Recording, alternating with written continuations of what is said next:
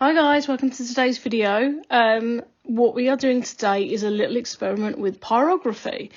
I'm very new to pyrography, and in fact this is actually only the second time that I've done it, and me being me, I'm just jumping straight in with a box. I'm doing a preliminary drawing here of like an all-seeing eye and a heart, which is kind of inspired by a lot of religious iconography that I have seen over the years. So I'm not a religious person, but I absolutely adore like the artwork from, again, I think it's a lot of the stuff that comes from Latin America and the images of Jesus and Mary. Those paintings, are beautiful, and I appreciate them for what they are. So that is what's inspired this piece. Yeah, so like I say, this is my first time. Sorry, it's not. It's my second time in pyrography, and it's my first time doing something like a box. Now I have not practiced this, and that probably shows. Pyrography isn't the easiest thing to do. It looks easy, but I think it's one of these things like tattooing. Tattooing looks easy, and I have tattooed people in the past, and it's really not. And the same with this. It's quite a difficult tool to control because your hand is quite far away from your work, so that takes a level of control away, and you're very conscious of the burning. That tool's incredibly hot, and you can feel that as you're using it, and I found myself bringing my hand up a lot.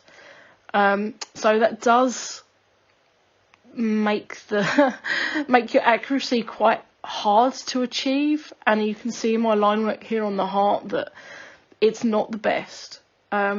But the nature of art is that it is never going to be perfect, certainly not first time, and it's a learning process. So that's why I wanted to share that with you guys, was that I knew that this wouldn't be perfect.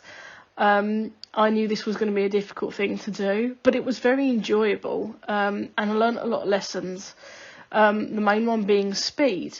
You need to be relatively quick so as not to set the piece of work on fire.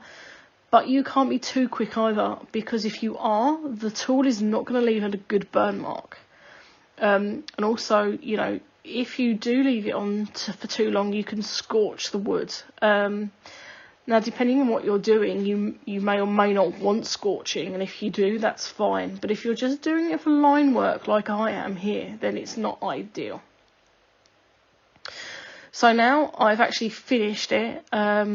It's not perfect, but I was quite pleased with it, considering this is the second time that I've used one of these machines. I will say is they smell. So if you're going to try pyrography, there is some... it depends on your preferences. If you like the smell of burning wood, you will like pyrography. If you don't, you're not going to enjoy it.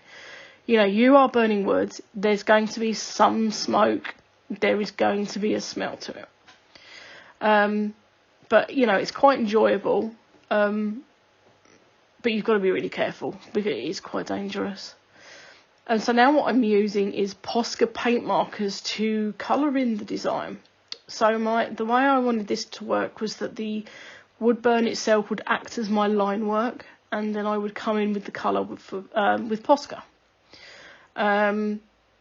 I think that worked quite well, but the challenge here is to not go over your lines. Now, if you're doing an illustration with Posca and you go over your line work, that is fine. You can come back in with your black or whatever colour that you've used, and you can redo your line work. Because this was wood burning, I didn't want to have to go back and redo it. If I had done that with a black Posca marker, you would have been able to have seen the difference in the colour of the lines. So here I'm just trying really hard to not spill over into those lines, so I have to fix them.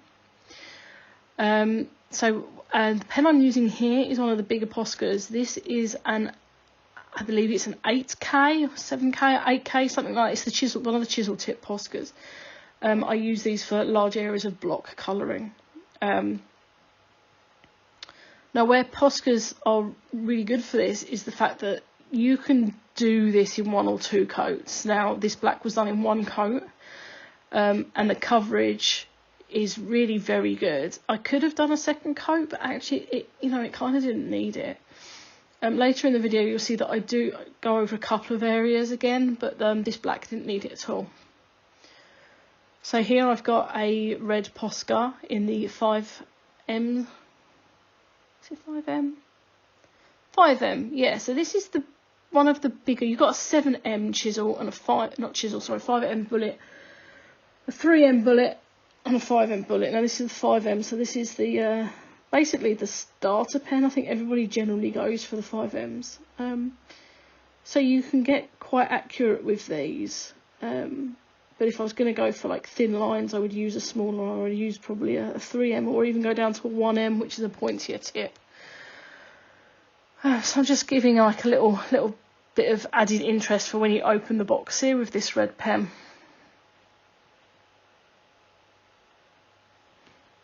Basically, I'm going to, this bit will end in a second, and I'm going to start touching up. So this is the time in the video where I'm going to say to you that if you like what you see and you have questions, or you don't like what you see and you still have questions, please leave them in the comments below.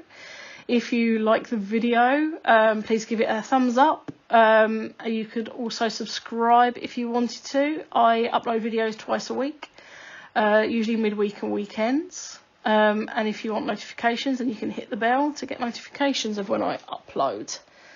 So other than that, all that's left is to say is goodbye. Thanks for watching.